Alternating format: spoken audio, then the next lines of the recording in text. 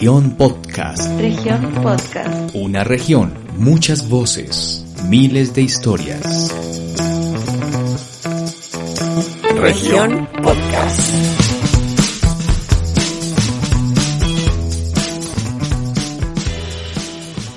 Hola, soy Juan Vaquero. Bienvenidos a Relatos Amarillos, historias de taxistas con taxistas sobre taxistas para todo el mundo.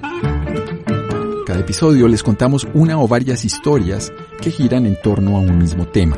El episodio de hoy, Tentaciones, historias de infidelidades y amores ilícitos. Lo de la muchacha prevenida, estoy yo igual, que llega y ella nunca se arreglaba ni nada, entonces un día salió toda linda en minifalda con un super escote y todo eso y el taconado y la amiga le dijo, uy, ¿eso? ¿Qué pasó? ¿Y para dónde va? Mire ese escote, mire eso, ¿para dónde va? Dijo que me invitaron a un picnic. ¿Y eso qué es? Dijo, ¡ah! Yo no sé, pero por si acaso me voy sin calzones.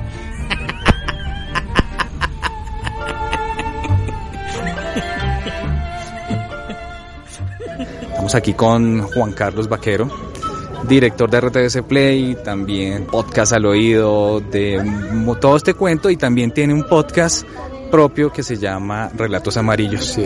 Bienvenido, Juan Carlos, a este mundo del podcast que es tan bonito y tan apasionado. Muchas gracias, muchas gracias. Bueno, ¿cómo nace la idea de hacer un podcast de esas historias de los taxistas que se llama Relatos Amarillos? ¿Cómo nace eso?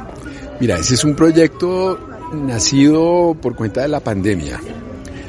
Digamos que en el momento como más fuerte de la pandemia tuvimos la inquietud de, bueno, cómo hacer para contar desde una perspectiva distinta a la que lo estaban haciendo todos los medios, lo que estábamos viviendo los colombianos en ese momento. Y la idea era poder contar pues lo que estaba haciendo la gente que estaba allá afuera y que no se podía encerrar como el resto de nosotros. Y las opciones eran limitadas, porque personal médico no teníamos acceso, pues estaban trabajando y el nivel de riesgo no se podía. Personas que trabajan en estas ocupaciones de carácter esencial no eran tan fáciles de identificar, pero los taxistas era muy sencillo, porque pues era solamente ir a pararnos en los sitios donde ellos se congregaban y ya tenías acceso a ellos. Entonces éramos 3 inicialmente en el equipo y eso era literalmente lo que hacían. Se iban y se paraban en el aeropuerto, se paraban en los centros comerciales y le echaban el carretazo a los taxistas quienes querían hablar con ellos. Ahora, lo que pasó, sin embargo, que para mí es lo más interesante, es que pronto nos dimos cuenta que los taxistas en ese momento vivían la pandemia como nosotros la estamos viviendo en este momento. Y es que eso sigue ahí, pero a uno le toca seguir adelante con su vida. Así que para ellos en ese momento los temas realmente no eran los que uno se imaginaba, sino que eran los temas de tratar de salir adelante, hacer plata, atender las necesidades de su familia, los cotidianos, los de siempre. Temas cotidianos en medio de una pandemia, que es otro tema todo. Entonces Relatos Amarillos realmente fue una colección de historias de vivencias extraordinarias de las personas como de normales, ¿cierto? Y con un enfoque ya muy particular, que era como el de tener conversaciones muy íntimas en torno a esos temas, que lo mantenemos hoy en día, pandemia o no. O sea, realmente yo creo que hemos tenido por ahí historias de pandemia por ahí unas 2, de como 20, es como unas 60 historias que hemos publicado hasta el momento. Entonces, bastantes. Esa fue la génesis de Relatos Amarillos, sí. ¿Y cuál ha sido esa historia como tal, ya de escuchar tantas, que más te ha impactado como wow? Hay varias.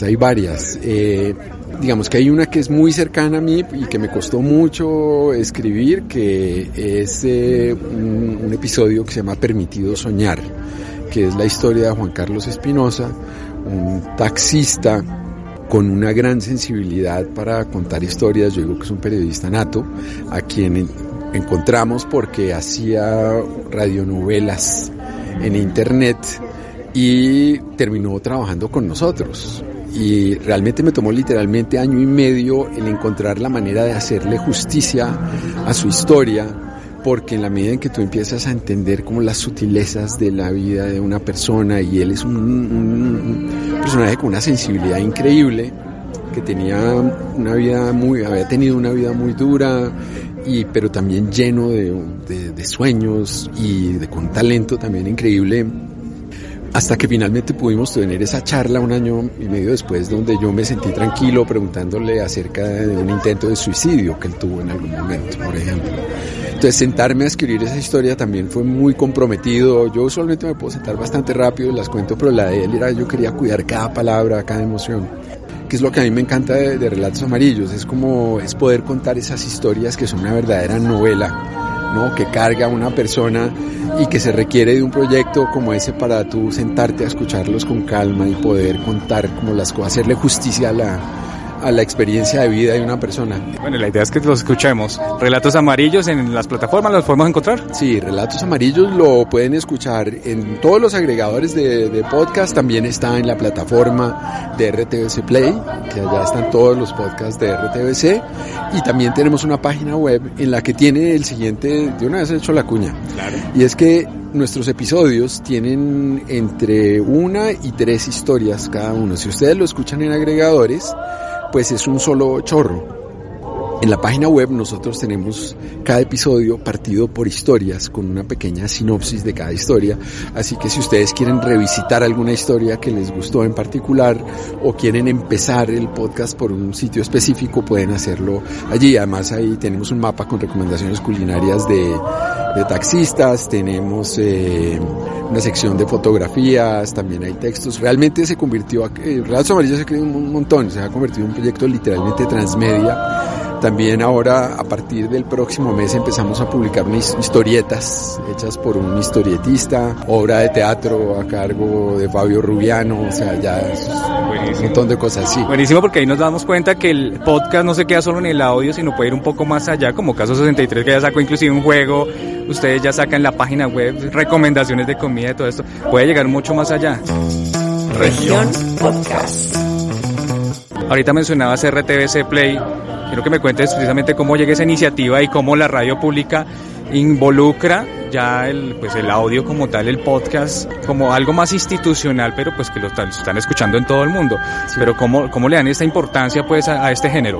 Pues mira, hay varias cosas. Una, RTVC tiene el interés consciente y tiene una estrategia tendiente a ayudar a hacer esa transición que le permita mantenerse relevante en un ecosistema de tecnologías que son distintas a las tradicionales y tecnologías que en su momento estructuraron al sistema, radio, televisión, etcétera, etcétera. Entonces yo particularmente tengo a cargo esta misión de hacer presencia y empezar a colonizar conforme a los principios que inspira el sistema de medios estos otros espacios, y el podcast es uno de ellos. Ahora, hay una cosa muy interesante, y es que por tema, digamos, de la complejidad de hacer un podcast realmente sofisticado, por lo menos podcast sofisticado narrativo o podcast de ficción, yo siento que con una sociedad como la nuestra, en la que los recursos son limitados, los llamados a crear ese tipo de contenido son los medios públicos, ¿no? Porque tienen recursos. Claro, también tenemos la obligación de conectar con una audiencia, pero el tipo de proyectos que de pronto en Estados Unidos se financian con Patreon y ese tipo de cosas, aquí es muy difícil. Entonces nos toca desde los medios públicos hacerlo, y eso es lo que nos ha permitido a nosotros asumir un rol de liderazgo en ese tema, lo que no demerita ni le hace una competencia a otros creadores que hacen otro tipo de contenidos, que responden a otras dinámicas. Yo siento que hemos entrado a llenar un nicho de ese mercado que sería muy difícil, siento yo, para otros llenarlo. Pero ¿cómo ha sido la respuesta pues del público en general, teniendo en cuenta pues la trayectoria que tiene la RTVC, la radio pública, en radio como tal? Estoy hablando de ondas hercianas, ya incluyendo el podcast. No, la respuesta ha sido tremenda. Pues tú lo ves por un lado aquí, el festival ha sido un éxito total. Con el festival nosotros le apuntamos a un público iberoamericano, que es obviamente mucho más amplio. Entonces este año tenemos alrededor de 22.000, un poquito más de 22.000 inscritos, que es una cifra brutal. Pero los podcasts que hacemos han encontrado una audiencia, o sea, son desde todo punto de vista un éxito, digámoslo así. Relatos Amarillos siempre está en los primeros lugares de consumo, ha llegado al puesto número 2 en Spotify, y siempre que sacamos un nuevo episodio pues estamos en la parte de arriba y tenemos ya una comunidad muy activa. O sea, lo que pasa es que digamos que nuestra audiencia se reparte entre agregadores y RTBC Play, pero yo creo que nosotros estamos alrededor de 20.000 descargas mensuales, y cuando tengo la posibilidad, que no es siempre, de hacerle publicidad, pues se dispara. O sea, yo creo que este mes estamos teniendo alrededor de 1.500 descargas diarias, que es solamente en RTBC Play. Entonces, sí, que son cifras muy interesantes. Claro, y ya pues este festival, obviamente hablando de podcast al oído, una experiencia muy importante, ya en su tercera versión, lo que dices, ya casi más de 22.000 inscritos que están conectados online, que están aquí presencial. Bueno, pues ahí es donde se le ve la importancia al podcast, pero ¿cuál crees que sea el futuro de este formato? Es una gran pregunta, porque digamos que nosotros en este momento estamos en un ecosistema de medios y de productos de medios de comunicación bastante volátil, ¿no? Que aunque todo está inventado, de alguna manera la tecnología sí imprime ciertas dinámicas que hacen que todo cambie muy rápido, ¿no? O sea, es que todo este tema de podcast es que no existía por lo menos aquí en Colombia hace 3 años, cuando yo llegué a RTBC, realmente me tocaba explicarle a la gente qué era eso. Pero así como las cosas surgen, también son reemplazadas por otras muy rápidamente. ¿Yo qué siento personalmente? Yo siento que digamos que el riesgo es que la audiencia va a estar cada vez más atomizada, incluso dentro del podcast mismo. Y en esa medida, proyectos que exijan recursos, como una cantidad de recursos mayor a la usual para lograr ciertos niveles de calidad, podcast narrativo, podcast de ficción, pues siempre van a tener un espacio limitado, porque la nuestra es una industria que es pequeña, la audiencia es relativamente limitada. Eso por un lado. Por el otro, pues, o sea, está obviamente el riesgo, no el riesgo, sino que la atención de la gente está siendo jalada en muchas direcciones, ¿sí me entiendes? Están los Netflix y Amazon de este mundo, infinidad de, o sea, es que yo no me acuerdo con las cifras, pero en el mundo entero hay millones y millones de podcasts, ¿no? Entonces, ahora, dicho eso, creo que sí se ha abierto un espacio facilitado por la tecnología, donde formatos que ya estaban a punto de desaparecer, ¿no? Como la radionovela, el periodismo literario, claramente tienen un espacio, y desde que haya una audiencia para eso, no veo otro espacio que lo pueda reemplazar al podcast tan fácilmente. Entonces, no, ahí va a estar. La pregunta es, ¿no?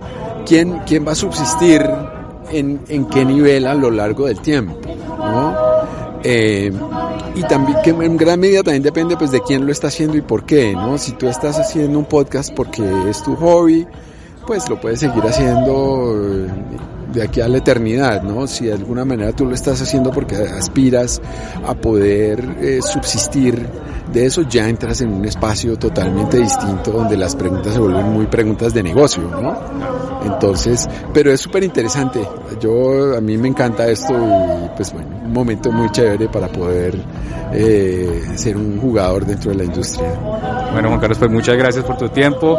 Claro que sí, a ti muchas gracias por la entrevista, y bueno, ojalá haya Relatos Amarillos y Festival al Oído para mucho tiempo, para que nos podamos seguir viendo y hablando. Claro que sí.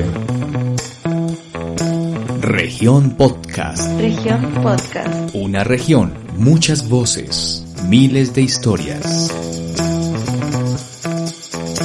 Región Podcast.